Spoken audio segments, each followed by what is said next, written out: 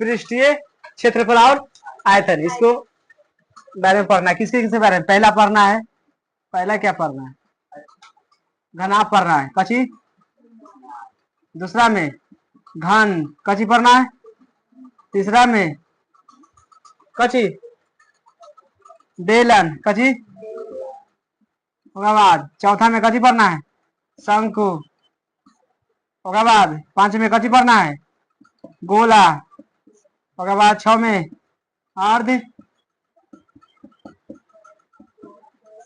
अर्ध गोला। यानी इतने बारे में पढ़ाई इसमें किसमें करना है? पृष्ठीय क्षेत्रफल और आयतन, इस सभी के बारे में आज बेसिक जानेगा। कैसे जानेगा? यानी सभी के सूत्र पहले जानेगा, इस सभी का 1 2 3 4 5 6 ये 6 का जानेगा, सूत्र जानेगा। पहले कची है? घनाभ। घनाभ क्या होता है पहले देखना समझना।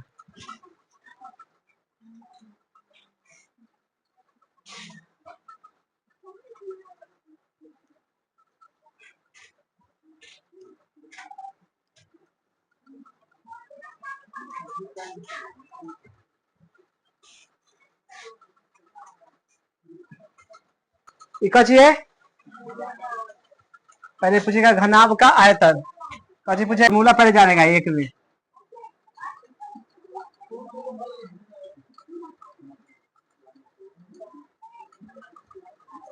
देखो घनाभ में जाएगा, इसको लंबाई कहा जाता है। इसको कौन सी कहेंगे? लंबाई। इसको चौड़ाई। ये चौड़ाई होगा, है कि ना? ये कची है? ये वाला कची है?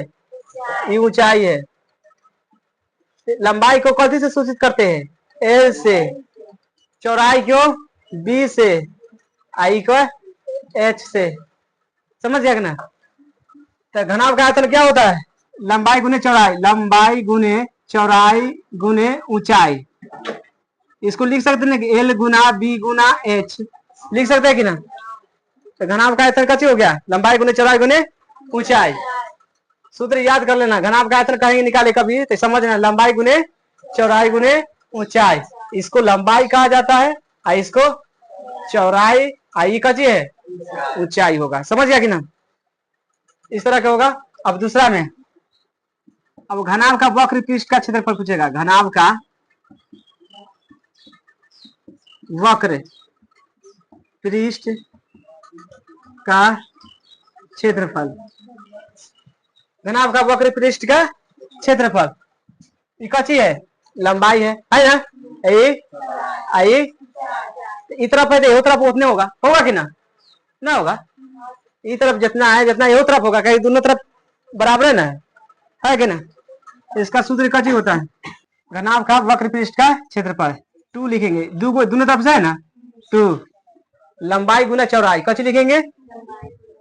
लंबाई गुना चौड़ाई प्लस चौड़ाई है ना, इसको लिखेंगे फिर चौड़ाई गुना कची ऊंचाई, फिर प्लस ऊंचाई गुना कची लंबाई। इतना याद करना चाहिए। इसको इंग्लिश में लिखेगा तो ऐसे लिखेगा 2 गुने एल बी, है ना? लंबाई गुने चौड़ाई plus B H plus H और एल। दो तरह के सूत्र है। समझ गया कि ना?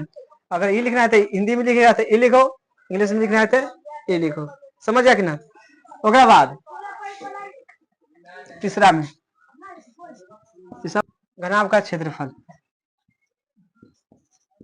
पार्श्व घनाभ का क्षेत्रफल। इसका मतलब समझता है क्या होता है? 2h कजी होगा 2h एल प्लस बी। याद कर लेना 2h प्लस एल। देखो मैं गुना करेगा ना तो सब में हुआ 2 2 2 हो जाएगा कि ना? तो 2 2 एन जोड़ेंगे तो कितना होगा? 4। तो लंबाई गुने चौड़ाई। देखा में ऊंचाई होगा? नहीं होगा। लंबाई गुने चौड़ाई होगा। कोई भी दीवार की बात करेगा तो ये तो ऐसे जोड़ेगा ना तो ऊपर नीचे जोड़ेगा, ऐसा जाकर कुछ नहीं जोड़ेगा। घनाभ का विकर्ण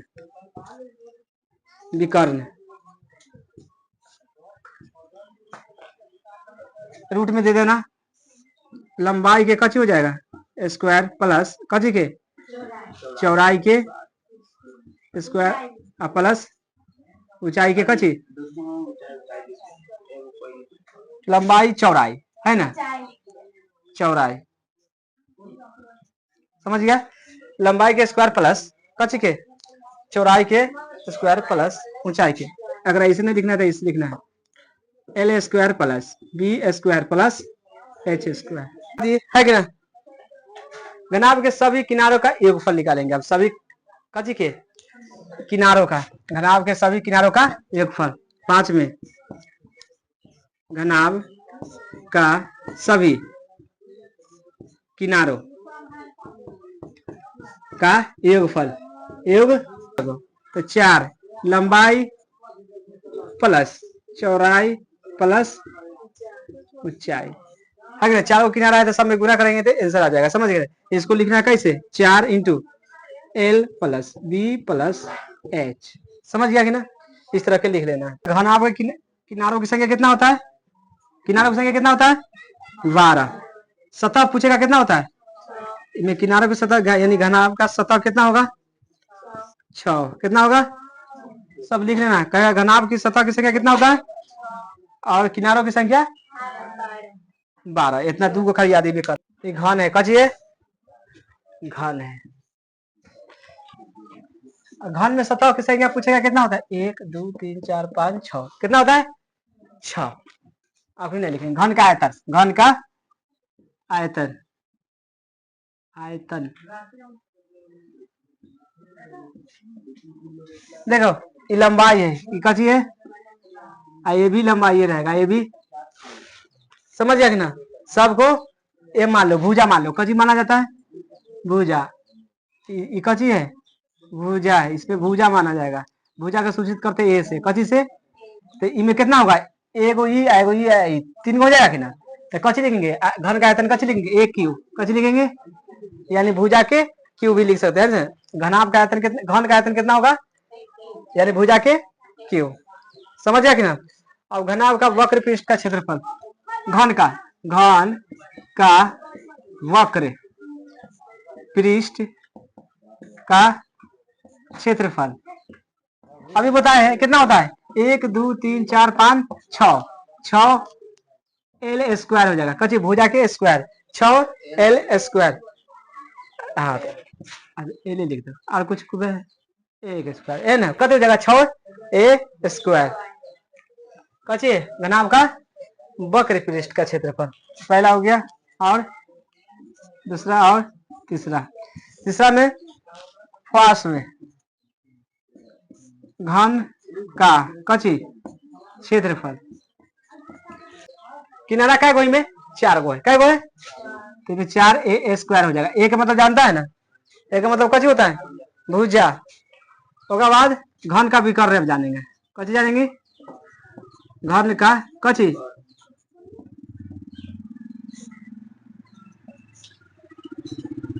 घन का विकर्ण कितना होगा √3a भुजा का मतलब ऐसे लिख सकता है √3 गुना कची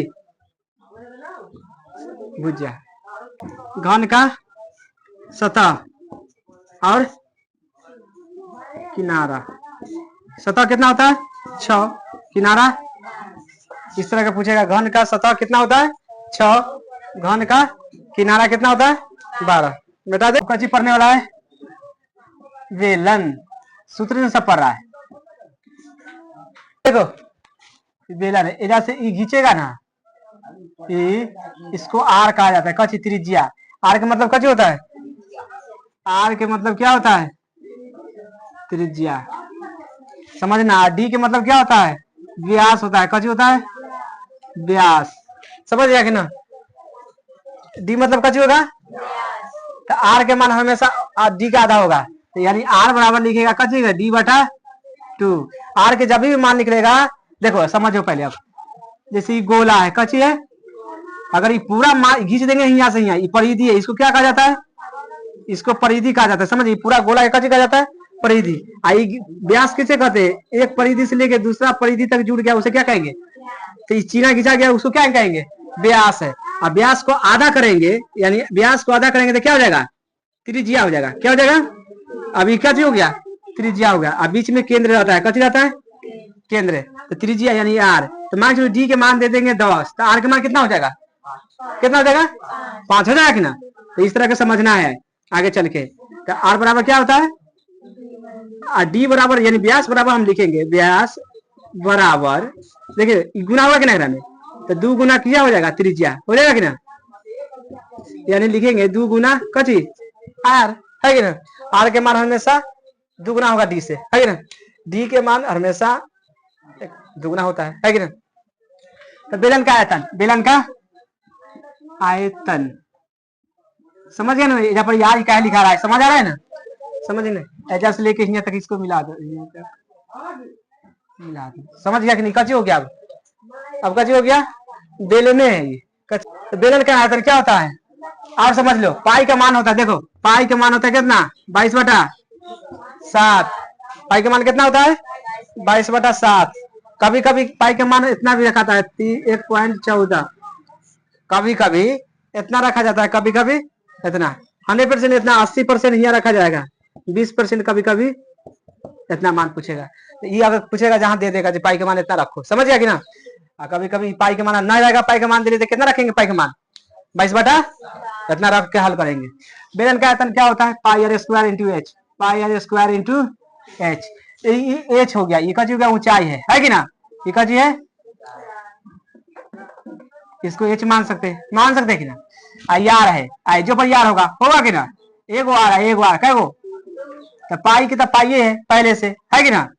कहा है पाई, यह ना पाई, पाई के पाई आर क्या हो गया आर स्क्वायर, एच क्या है पाई आर स्क्वायर एच, कथी कहेंगे पाई आर स्क्वायर एच। अब बेलन का वक्र पृष्ठ का क्षेत्रफल कथी निकालेंगे, बेलन का वक्र पृष्ठ का क्षेत्रफल। देखो बेलन का वक्र पृष्ठ याद करना पड़ेगा 2 पाई आर इंटू कची H, 2 pi r into H कची। बेलन का संपूर्ण लिख दो, संपूर्ण पृष्ठ का क्षेत्रफल 2 pi r into r plus H.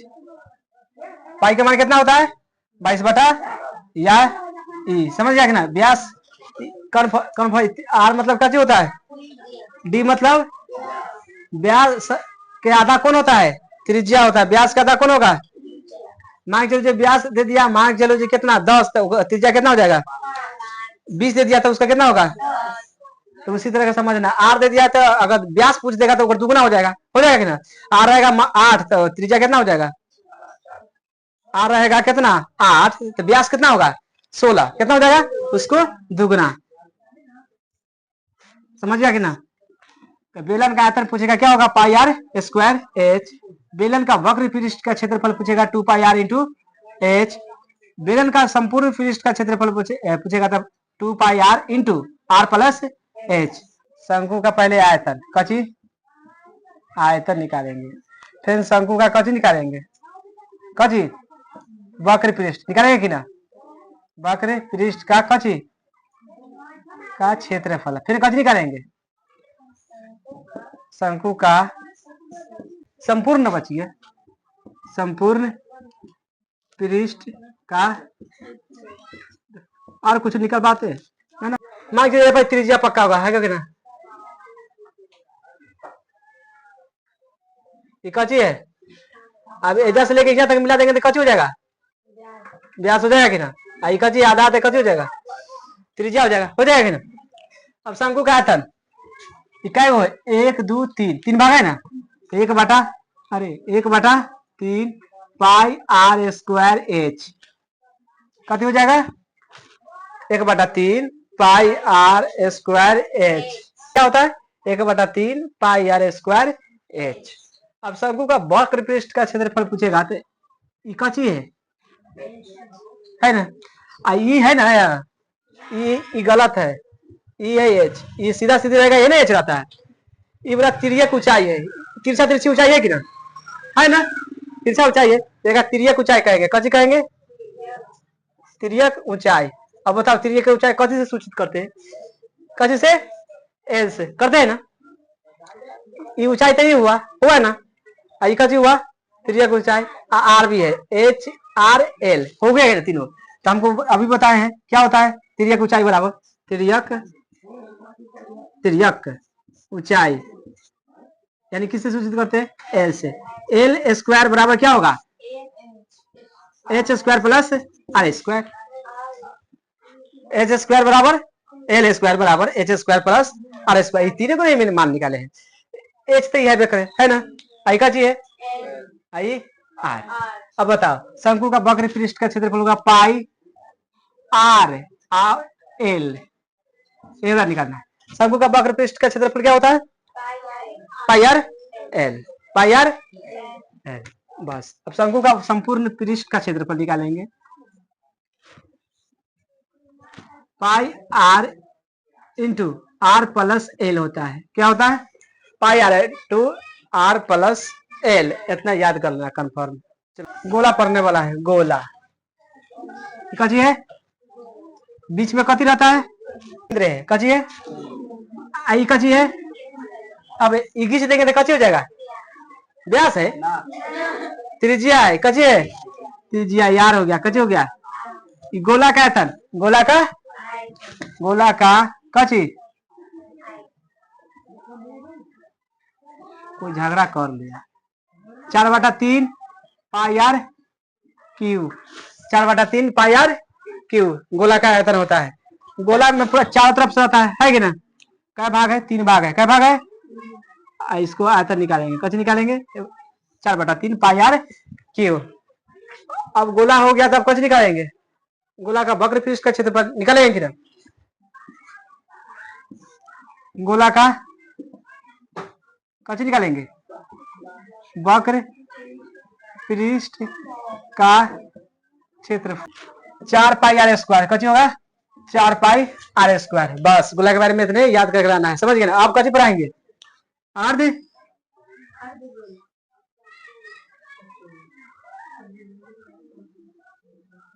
अर्ध ये अर्ध गोला है, अच्छा अर्ध गोला ये है तो इसमें त्रिज्या पक्का होगा कि ना, होगा कि ना, इकाची है, केंद्र है, इकाची हो जाएगा। अब अर्ध गोला के बारे में पढ़ने वाला है, अर्ध गोला के पहले कच निकालेंगे, आयतन है कि ना, अर्ध गोला का कची आयतन। देखो अर्धगोला का आयतन निकालेगा तो एक आधा कर दो, दो हो जाएगा, कितना हो जाएगा, 2/3 पाई आर क्यू, 2/3 पाई आर। अब कैसे निकालेंगे, अर्ध गोला का वक्र पृष्ठ का क्षेत्रफल, कोई याद है, 2 pi r square, 2 pi r square. अब अर्धगोला का संपूर्ण वक्र पृष्ठ का क्षेत्रफल, अर्धगोला फिर निकालेंगे, अर्धगोला के संपूर्ण कजी पृष्ठ का क्षेत्रफल, तो 3 पाई आर स्क्वायर, 3 पाई